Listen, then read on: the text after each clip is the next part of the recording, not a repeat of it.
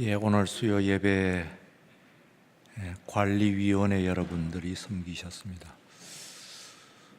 2025년 이제 11월도 다가고 있는 불과 한 달 그리고 한 열흘 정도 남아있는 기간입니다. 이젠 대림절 곧 다가서니까 거의 다 끝나간다고도 볼 수가 있겠습니다. 한 해 동안 여러분 모두 수고하셨습니다. 각 부서, 각 구역, 교구, 그리고 각 위원회 여러분들 수고 정말 많이 하셨어요. 점수라고 하는 것이 학교에서 점수는 A+라고 하는 것은 사실은 좀 아끼고 아무한테나 주지 않는 그런 점수죠. 썩 잘했다고 하더라도 A+까지는 잘 안 줍니다. 교수들이. 근데 우리 모두가 그래도 A+라고 자화자찬의 의미가 있으니까 그렇게 얘기하지 못한다고 하더라도 A0는 되지 않냐, 2025년에 혹은 A-, B는 아니지 않냐, 그런 생각이 듭니다. 그러나 맡은 바 위원회 가운데서 저는 점수를 매긴다고 하면 아마 하나님의 마음으로서는 관리위원회는 아끼는 A+를 아마 주시지 않았겠나, 그런 생각이 듭니다. 어려운 환경, 조건, 여건 가운데서 정말 진한 감동으로 섬겼습니다. 오늘 찬양하는 모습을 보니까 그 생각 저는 미처 못했는데 관리 집사님까지 제일 마지막에 끝에 쓰셨어요. 그런 생각, 지금까지 발상이 참 은혜롭다, 그런 생각이 들어봤습니다. 관리위원회 당연히 관리 집사님이 포함되어야 함에도 불구하고 우리 그런 생각 잘 못하죠. 못하고 위원회 조직 속에 있는 사람들만 생각을 하기가 쉬운데 오늘 같이 나셔서 찬송하는 모습이 깊은 감동이었습니다. 요한계시록 19장입니다. 어린 양의 혼인잔치라고 하는 성경에 나와 있는 소제목 그대로 오늘 말씀의 주제 그리고 제목으로 삼았습니다. 또 말씀을 드립니다만 오늘 지금 우리가 읽고 있는 이 부분은 요한계시록의 이 특별한 책의 결론 부분이라고 얘기할 수가 있습니다. 꼭 메시지라고 이야기하기는 좀 어렵고요. 가장 중요한 분량으로 가장 많은 것이 뭐라고 그랬죠? 4장부터 시작을 해가지고 16장까지 혹은 17장까지 이르는 세 두루마리, 또 7개의 두루마리, 그리고 7개의 나팔, 그리고 7개의 대접, 이것이 분량으로서 거의 전체 책의 3분의 2에 해당되는 것인데 거기에 아마도 요한계시록이 말씀하시고자 하는 그 주제는 아니면 메시지가 거기에 들어있지 않냐, 그렇게 생각합니다. 그러나 메시지는 메시지고 그 메시지의 결론이 나와야 되죠. 그 뒤에 있는 17장 혹은 18장부터 시작해서 22장까지 마지막까지는 각각 그것이 요한계시록의 결론부이고, 그리고 또한 그 안에 있는 클라이막스 대단원의 그 부분을 차지하고 있기 때문에 오늘은 한 장 한 장 우리가 또한 그 의미를 함께 나누면서 생각을 해보아야 합니다. 자, 오늘 말씀을 가지고는 기본적인 질문으로 여러분들에게 시작합니다. 여러분, 우리가 세상을 살면서 특별히 그 가운데서 신앙생활을 하는 사람인데요, 저나 여러분이나 모두 신앙생활을 하는 신앙인이잖아요. 믿는 사람이죠. 그럼 이 신앙의 본질이 뭘까? 그런 원초적 본능, 그런 영화 제목도 있습니다만 원초적 본질이라고 이야기하면은 원초적 본질이 뭘까 하는 겁니다. 정말 우리가 신앙생활이라고 할 때 그 신앙생활의 에센스는 무엇인가 하는 질문을 해보고 그 질문에 대답을 해보고 그리고 우리가 말씀을 함께 나누고 있는 예수님께서는 요한복음 4장에서 사마리아의 여인과 대화를 하시는 가운데서 한 여인과 아주 깊고도 깊은 대화를 하세요. 그 중에서 그 결론, 그 여인과 대화하는 것의 마지막 부분에 보게 되면은 우리에게 아주 널리 잘 알려져 있는 익숙한 한 센텐스가 나옵니다. 곧 하나님은 영이시니 예배하는 자가 어떻게? 영과 뭐로?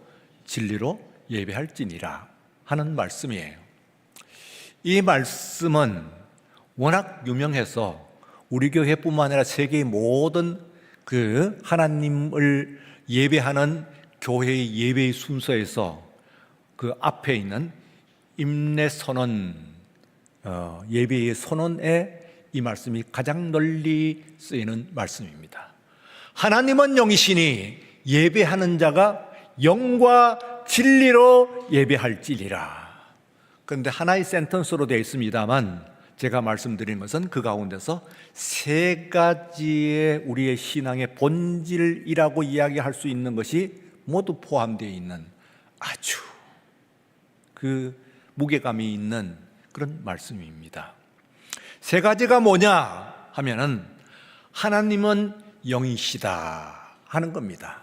하나님의 존재라고 하는 겁니다. 하나님의 존재. 하나님은 영이시다. God is Spirit. 하나님은 영이시다 하는 것이 곧 그 우리의 신앙의 본질입니다 하고 생각을 할 수가 있어요. 혹은 그와는 달리 이어서 영과 진리, 영과 진리라고 하는 그 Spirit and Truth, 영과 진리로 예배하여야 한다 하는 그 말씀이 있습니다.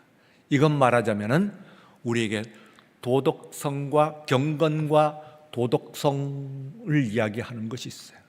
하나님을 믿는데 우리의 신앙의 가장 중요한 본질은 경건과 도덕성입니다. 그렇게 우리가 이야기하는 것이 있어요. 할 수가 있어요. 그 중간에 하나가 있습니다. 하나가 뭐냐면은 예배입니다.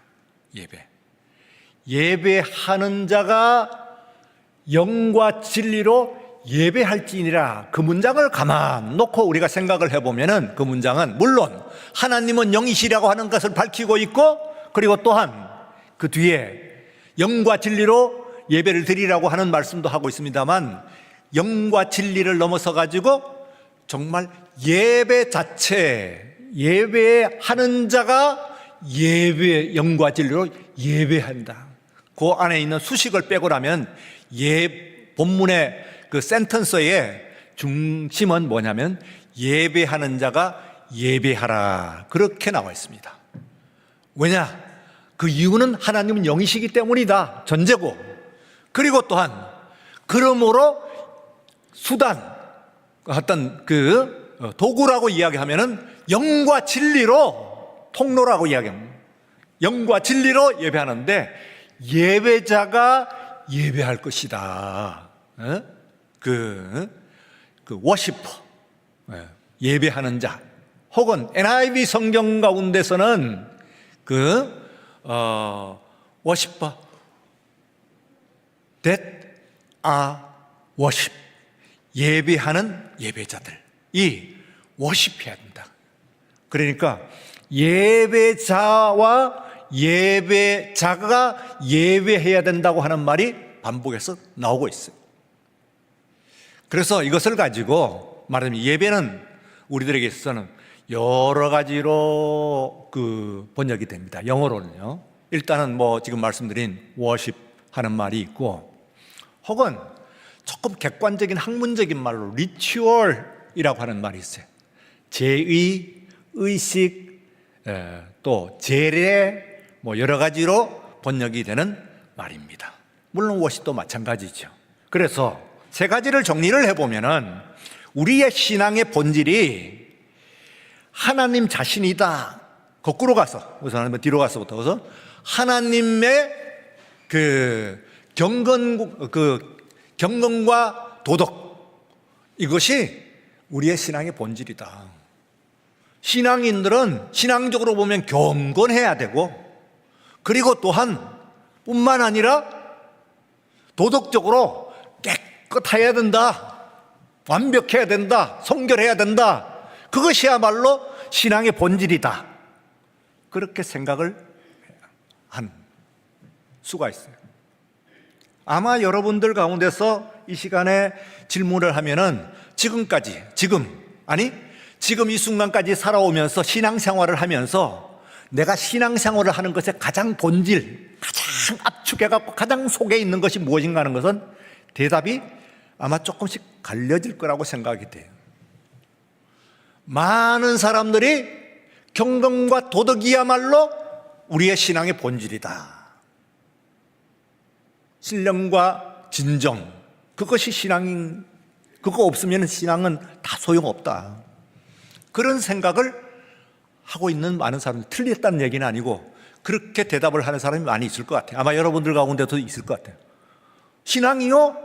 신앙이 뭡니까? 정말 그리스도는 참된 내가 되든지 안 되든지, 뭐 이든지 아니든지 간에 내가 정말 경건하고, 진정한 의미에서 경건하고, 그리고 또한 깨끗한 도덕성, 우월한, 뛰어난, 완전한 도덕성을 갖는 겁니다. 그것이야말로 신앙의 에센스지요 하고 대답을 합니다. 그에 비해서 하나님의 존재라고 생각을 하는 수가 있어요. 하나님의 존재. 그러면 대답은 달라집니다. 왜냐하면 예수님께서 이제 마지막 십자가를 달리실 때 두 사람을 한번 이렇게 가만히 살펴보면, 여러분 보시면은, 한 사람은 예수님을 일생은 아니라도 지나간 3년 동안 내내 예수님과 함께 걸음을 같이 했어요. 예수님을 따라갔어요. 예수님이 가시는 곳에 항상 같이 있었어요. 그런데 계속 같이 다니다가 마지막 순간에, 아주 끄트머리에, 짧은 순간에, 물론 그 이전에 뭐 문제가 고장이 나 있었겠지만 어쨌든 그렇게 따라가다가 마지막 순간에 이 사람이 그만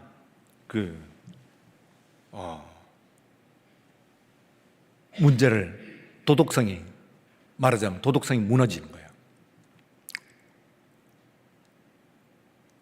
근데 그 반대가 있어요. 일생 동안 강도짓만 한 사람이 있어요. 이 사람은 항상 이 난폭하고 사람들을 훔치고 하면서 갔어. 끝까지 간 거예요. 근데 마지막 순간에 말이에요, 십자가에서 딱 달렸는데 곁에 예수님이 계셔요. 그분에게 자신을 의탁을 해요. 그러면 삶이 끝나는 순간이에요. 아니, 끝난 거나 마찬가지죠. 그런데 이 사람이 너 오늘 나와 함께 낙원에 있으리라, 구원을 받았다, 그 말이죠. 그러면은 신앙의 에센스가, 물론 그 사람의 회개 여부에 물론 달려있습니다. 가만 보면은 이 두 가지 일이, 이 두 사람, 유다와 그리고 한 강도, 이 사람의 그에만 있는 일이 아니고 오늘 우리들에게도 있는 일이라고 생각을 하면은 열심히 예수를 믿어요. 도덕성 깨끗하고 뭐 노력을 해요. 그래서 참 깨끗한 삶을 살아왔는데 마지막 순간에 무너지는 거예요. 그러면은 마지막 10분이라고 보십시다. 그러면은 마지막 1시간 좋아요. 1시간이라고. 마지막 1시간에 몇십 년을 살아오면서 잘하다가 마지막 1시간에 무너지는 거예요. 그 반대도 마찬가지예요. 계속 강도짓만 하다가 마지막 1시간에 획 바뀌어가지고는 낙원에 구원을 받네. 천국에 들어가네. 그렇다면은 하나님은 물론 도덕성을 이야기하시지만은 우리의 구원은 하나님의, 그래서는 하나님의 존재 자체에 있는 것이지 우리의 도덕성에 있지 않습니다. 어쩌면은 우리가 이야기하는 도덕성은 우리의 위선과 교만의 한 표현일 수도 있습니다. 우리가 도덕이라고 이야기하고 깨끗하게 산다고 사는 그 삶 자체가 하나님의 눈에서는 부정일 수도 있습니다. 이런 이야기거든요. 그래서요,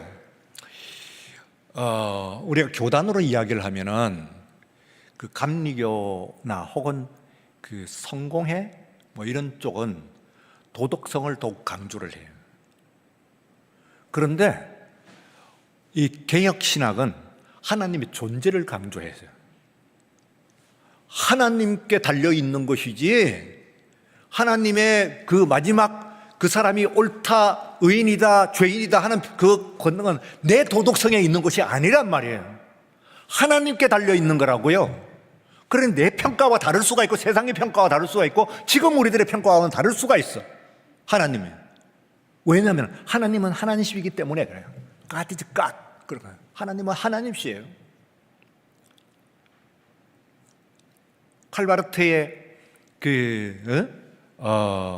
표현을 빌리자면 하나님은 하늘에 계시고 우리는 땅 위에 있다는 거예요. 그러니까 땅에서 아무런 경건과 도덕성을 아무리 한다고 하더라도 하나님과는 관계가 없어. 그건 하나님의 뜻과는, 하나님의 존재는, 구원은 내가 땅 위에서의 경건과 그리고 또한 그 도덕성에 달려 있는 것이 아니고 하나님께 달려 있다고 고백을 하는 것이 개혁신학이에요.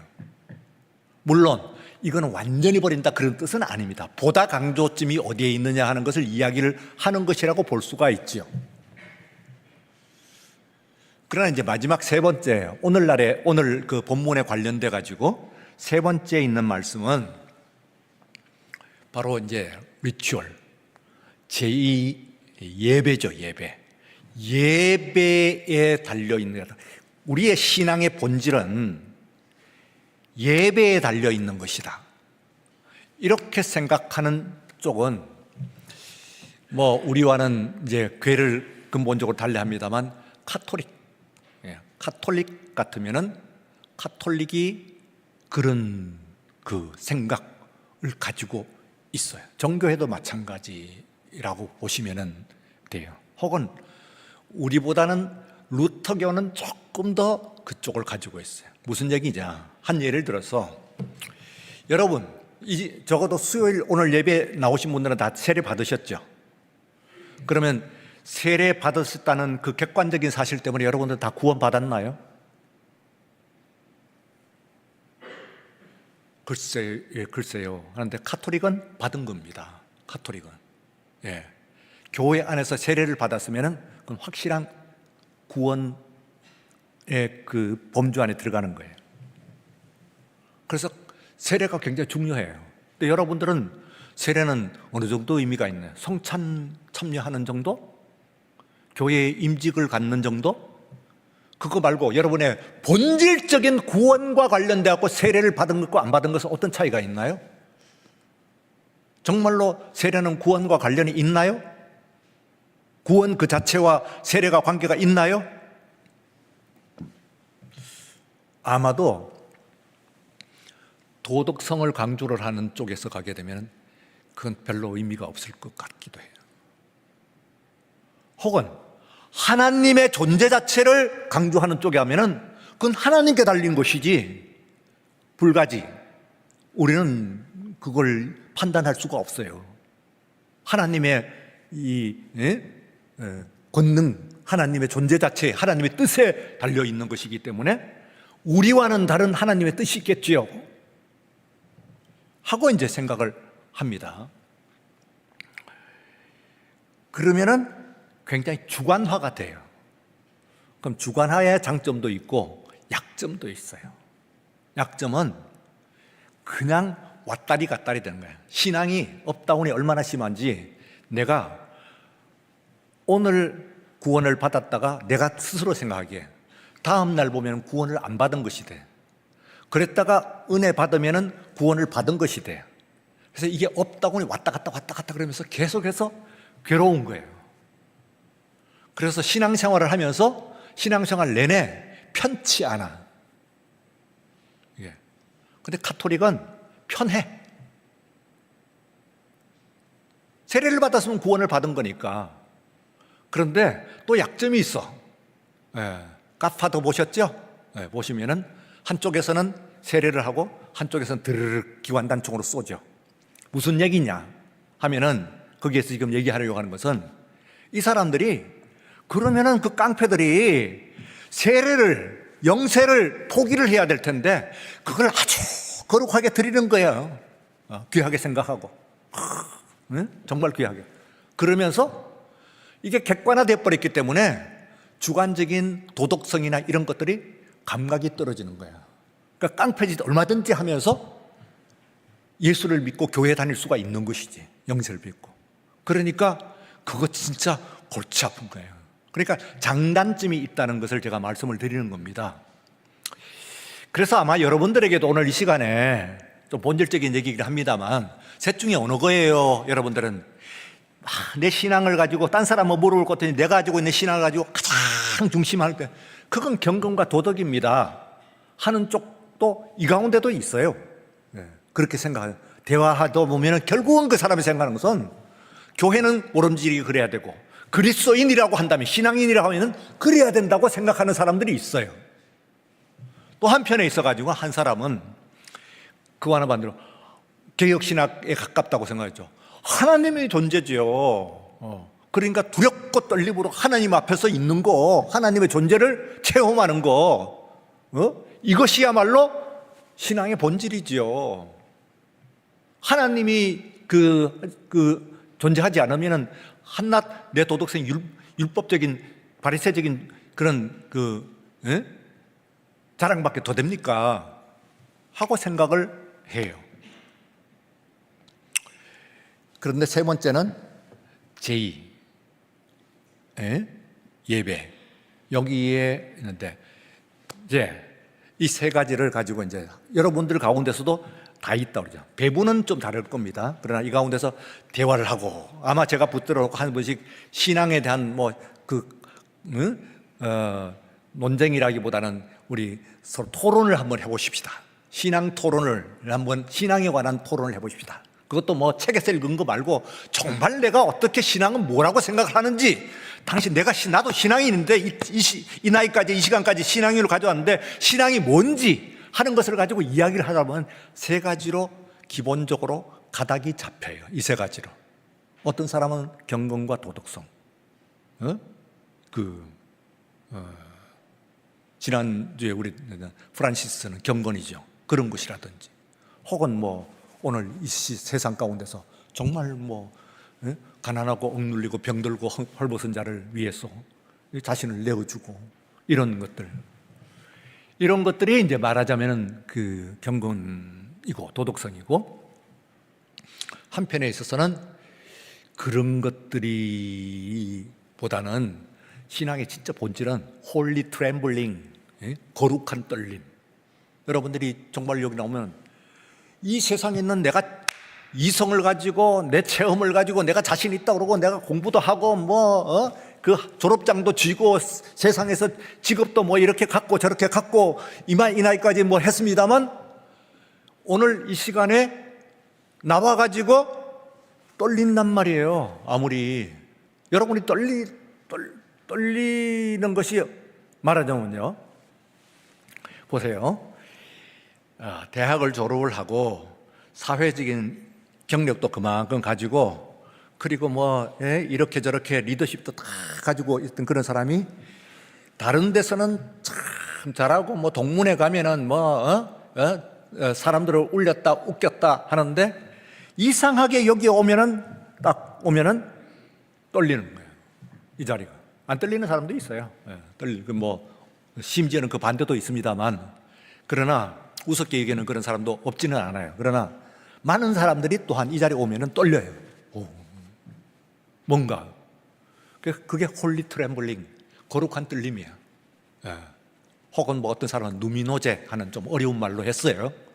그러면 하나님의 존재를 느끼는 거예요. 하나님의 존재를 체험하는 거야.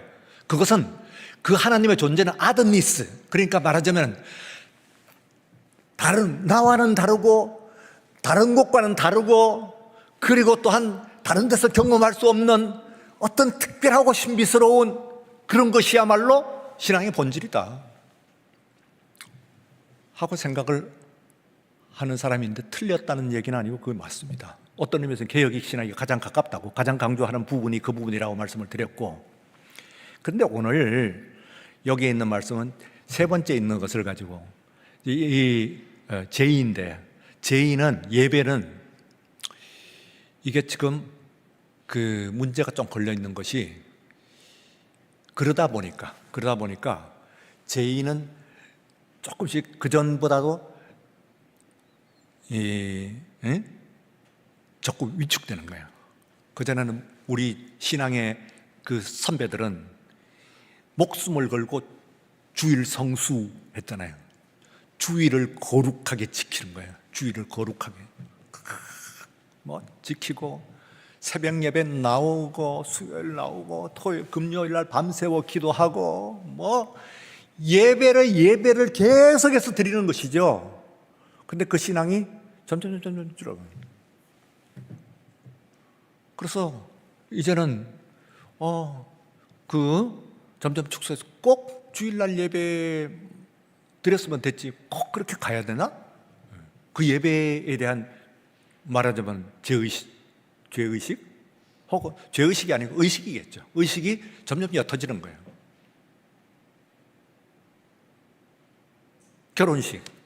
결혼식이 대표적인 예배잖아요. 그런데 이제는 거의 대부분의 청년들이, 그러니까 그건 그 청년들을 탓하려고 그런 건 아니고 오늘 이 시대가 그렇다는 것이 점점 그렇게 가는데, 많은 그리스도인들조차도 아니 꼭 결혼식을 하는데 그걸 예배로 드려야 되느냐 하고 생각해요. 결혼식은 예배는 아니지 꼭 예배를 해야 되냐. 그런데 인간의 많은 삶은 개인적으로 작게는 그 생일 잔치부터 시작해갖고 제일 크게는 국민의례까지 리추얼로 이루어져 있습니다. 그거 생일 파티 해야 되냐, 그냥 국민의례, 그 태극기 앞에서 나는 자랑스러운 태극기 앞에 어쩌고 그거 꼭 해야 되냐, 국경일에 태극기 꼭 끌어야 되냐, 이게 이제 주관화되어 있는 거야. 태극기 그때 안 걸어도 태극기 거는 사람보다도 더 애국자일 수가 있다고 생각을, 틀린 말은 아닐 수 있어요. 국경일에 태극기 꼭 걸어야 되냐? 그러면은 그래야만 예수 믿는 것이 꼭 이 애국가가 되는 것이냐? 진정한 의미에 있어서는 애국자라고 하는 것은 어떤 순간에 정말 애국심이 발동되는 어떤 행동, 이런 것들을 통해서 나오는 것이지, 그거는 오히려 거추장스러운 것이고 괜히 그 만들어낸, 이래가지고 의례가 되는데, 여러분들 한번 생각하세요. 아침부터 저녁까지, 그리고 우리가 1년 365일에 또 우리 일생 동안 사는 동안에 있어가지고 많은 것들은 간단없는 여러 가지의 리추얼, 의례로 이루어져 있습니다. 그래서 인간을 호모 리투알리스 이렇게 의례인이다 이 말이죠. 제2인이다. 제2인. 그러니까 인간은 예배를 포함해 가지고 제의로 인간의 삶이 다 이루어져 있어요. 그래서 그런 대학을 졸업을 했는데 요즘은 대학 졸업을 해도 졸업식장 안 가도 졸업 안 한 건가요? 졸업장 안 주나요? 다른 데 가서 받아도 되고, 졸업식장에 가봐야 나 알아줄 사람도 없고 바글바글거리고 시끄럽고 하면은 안 가는 학생, 졸업식장에 안 앉아 있는 사람, 심지어는 가도 식장 밖에서, 졸업식장 밖에서 왔다 갔다 하면서 사진 찍기 바쁜 사람도 있어요. 거기 꼭 들어가야 되냐 말이지. 그런데 가만히 한번 생각을 해봐요. 졸업이라는 것과 졸업식은 다른 것이지. 그러나 정말 다른 건가요? 그렇게 치면은 결혼식, 그래도 뭔 결혼식이야? 우리가 같이 살면 되는 것이지. 심지어는 호적에 우리가 같이 혼인신고를 하는 것조차도 그 리추얼입니다, 사실은. 물론 재산적인 그런 것도 물론 포함되어 있지만은 리추얼이에요. 그냥 살면 되지 뭐 하고 오늘날 많은 청년들이 생각하고 있고 점점 더 그럴 것 같습니다. 아마 우리가 앞으로 보는 시대는 점점 더 그럴 것 같아요. 다시 말하면은 리추얼이 제의가 없어 비제의화되는 시대를 우리가 살아가는 거예요. 그러면 비제의화되면서 본질적인 말하자면 결혼만 얘기하면은 결혼은 더 중요한가요? 더 의미가 있어졌나요? 제 결혼식을 없애버리기 때문에? 혹은 선생님 학교에서 선생님과의 그 관계, 제가 그랬잖아요. 예? 저희가 내년이 고등학교 졸업 50주년이에요. 그래서 이제 제가 준비위원장을 맡아가지고 지금 뭐 조금 바쁩니다. 요즘. 그런데 여러분 어떠세요? 뭐 50년이면 지금 나이가 지금 다 이제 칠순인데, 예? 여기에 뭐 그때의, 예? 그 50년 전에 선생님 굳이 뭐 찾고 뭐 어쩌고 뭐 다 돌아가시고 뭐 양로원에 계시고 뭐 이러더라고요. 요양원에 계시고. 그때 교장 선생님이 지금 요양원에 휠체어 타고 계시는 것을 이제 얼마 전에 뵀는데, 제가 간 것은 아니지만 사진을 찍어 올리고 뭐 이렇게. 그런데 그게 아니 19, 20에 졸업을 했는데 지금 50년이 지난 지금의 그분을 찾아뵙는 것이 무슨 의미가 있느냐. 그런데 그 사진을 올려서 그 교장 선생님 휠체어에 앉아 계시는 걸 보면서 여기저기서 그룹 카톡에 막 카톡 메시지가 뜨는 거예요. 감동. 어떤 사람은 울었다고 그러고 뭐 어쩌고저쩌고. 그렇다고 그러면은 예배라고 하는 것은, 리추얼이라고 하는 것은 어떤 것을 결집시키고 대표하고 상징하는 그런 의미가 있다고 하는 의미에서 이게 그렇게 간단한 얘기가 아닙니다. 그래서요, 오늘 말씀 가운데서 이 앞에 가만 한번 앞장을 한번 보세요. 이 클라이막스라고 이 대단원이라고 하는 부분을 여러분 보시면은 17장, 18장에서요. 17장에서 큰 음녀가 사망해요. 마귀가 사망했다는 얘기예요. 마귀가 사망했다. 그것은 표시로서 실제적인 역사적인 사실이지. 그건 바벨론이 멸망입니다. 18장의 앞장에서. 물론 그때의 바벨론 로마를 이야기한다고 그랬어요. 그러나 로마의 멸망이에요. 그러나 그 앞에 있는 큰 음녀의 멸망은 좀 그 본질적인 것이라고 이야기를 할 수 있지 않겠어요? 그럼 그 얘기입니다. 큰 음녀가 멸망하는 것이나 그게 역사적인 사실로 오면 로마가 망하는 것이나 지금 미국, 중국이 멸망하는 것이나 그 얘기예요. 솔직히 말하면. 어떻게 보면. 물론 뭐 어느 나라를 어떻게 한다는 그런 이야기는 아니고 이 세계에서 뭐 힘이 있는 나라라고 할 때 그런 얘기고, 혹은 뭐 악의 축 그러면 뭐 북한 같은 나라도 들어갈 거고 뭐 그런 얘기죠.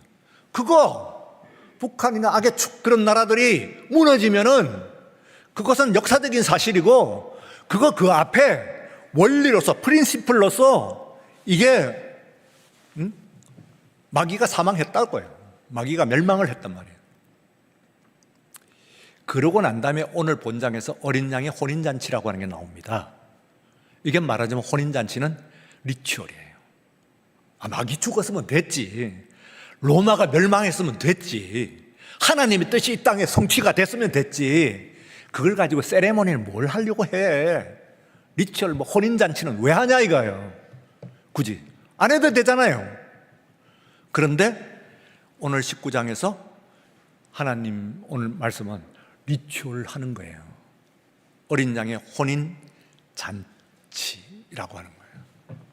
이건 말하자면은 그 예배를 하는 겁니다. 예배를 드리는 거예요. 오늘 말씀 가운데서 여러분들이 이 19장에서 보면은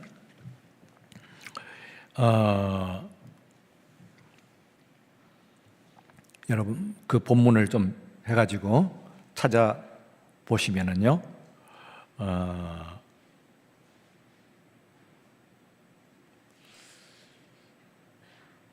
이 9절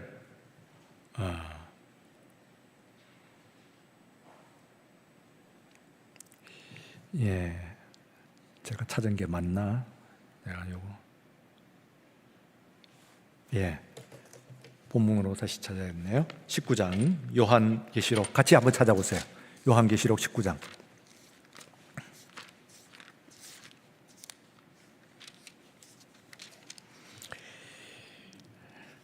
여기 보시면은 19절 한번 읽어보십시다. 천사가 내게 말하기를 기록하라.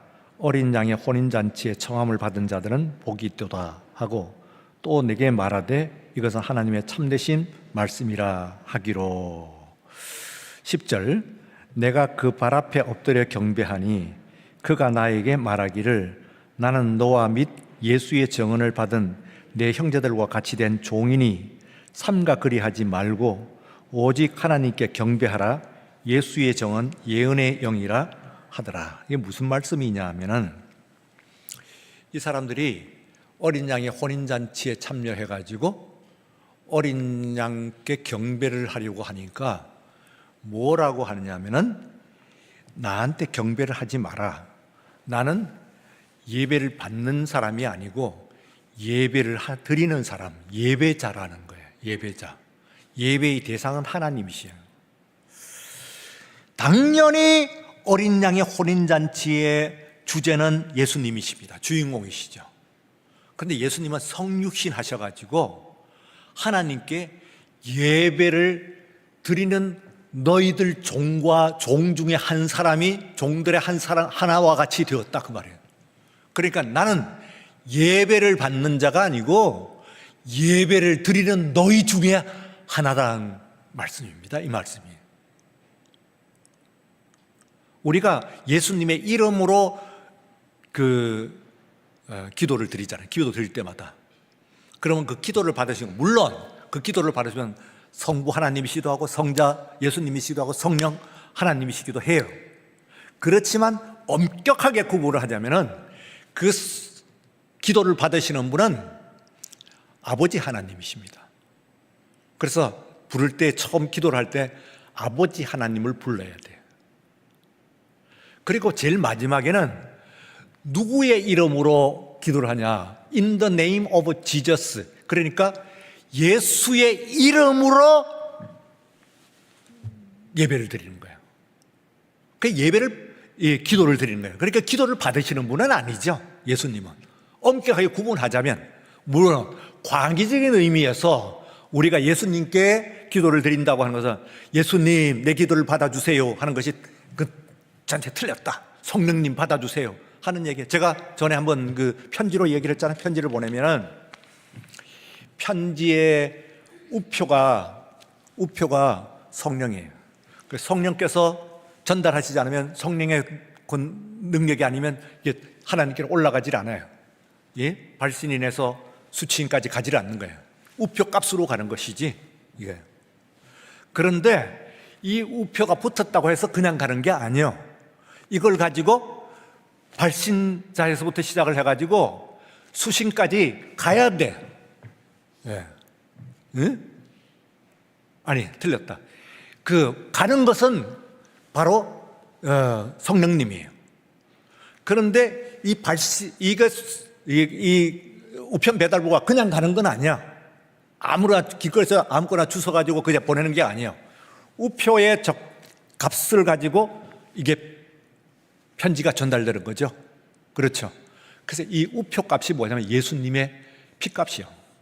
여러분들이 아무리 기도를 열심히 경건하게 아무리 드려봐도 그거는 하나님께 전달되는 것이 아니고, 편지가 발신에서 수신까지 가는 것은 우표 값으로 가듯이 예수님의 이름으로 가는 거예요. 그래서 예수님의 이름으로 우리가 기도를 드리는 거예요. 그 우표 값이야. 그런데 이것을 가지고 우표가 붙였다고 해서 그 값이 또 그냥 가는 것이 아니고, 그걸 들고 가는 우편 배달부가 바로 성령님이시란 말이에요. 그거 얘기하면.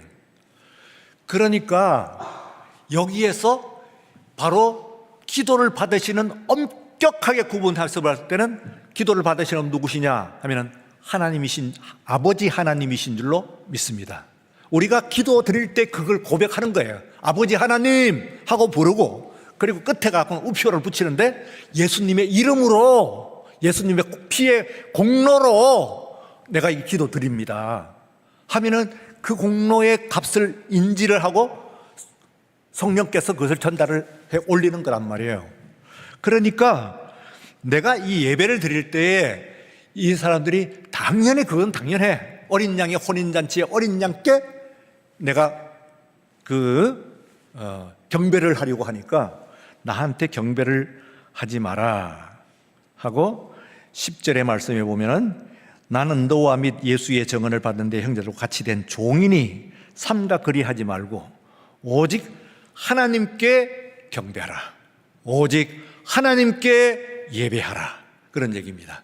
그래서 예배를 정말로 받으시는 분은 오늘 이 시간에 우리들이 드리는 예배를 받으시는 분은 삼위일체 하나님이신 것은 맞는데 엄격하게 얘기하면 아버지 하나님이십니다. 아버지 하나님이 지금 이 예배를 받으시는 것이죠. 무슨 공로로? 예수님의 십자가의 피의 공로로. 그리고 오늘 우리를 감동감화시키시고 하나님 아버지 앞에 이것이 전달되도록 향기로운 예배로 역사하시는 분은 성령님이신 줄로, 성령 하나님이신 줄로 믿습니다. 그래서 이 세 가지가 우리가 이게 구분을 엄격하게 할 수 없습니다만, 그러나 얼른 구분 잘 안 되고 다 틀렸다고 할 수 없지만 엄격하게 구분하면 그렇게 구분이 된다, 그런 얘기입니다.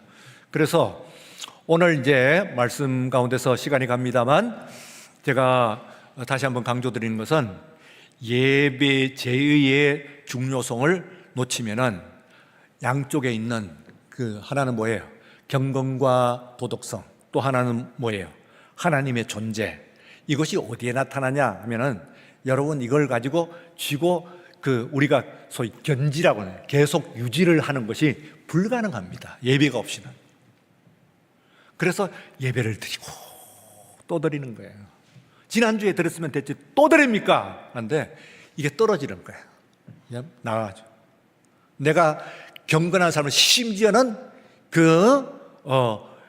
교회 가서 예배 드리지 않아도 예배 드리는 사람보다도 더 깨끗한 삶을 나는 살 수 있다, 이렇게 생각하는 사람도 있어요. 처음에는 그럴지 모르겠습니다. 그러나 시간이 가면서 그 사람은 그 도덕성도 잃어버려요. 일반인과 똑같은 상태가 되어버려요. 이게. 그래서 이 두 가지 양쪽에서 예배는 뭐냐 하면 한편에는 하나님의 존재를 체험하는 것, 또 한편에 있어서는 그러므로 말미암아 우리들이 하나님과 함께함으로 우리의 경건과 그리고 우리의 도덕성, 성결, 이런 것들을 우리가 그때마다 완전치는 않지만 또 갖추고 또 깨어지고 또 회개하고, 그리고 된 줄로 알았더니 넘어질까 조심하라, 또 자기를 무너뜨리고 그전에는 몰랐던 그 은혜를 또 새롭게 체험하고, 이런 것들이 계속됐어요.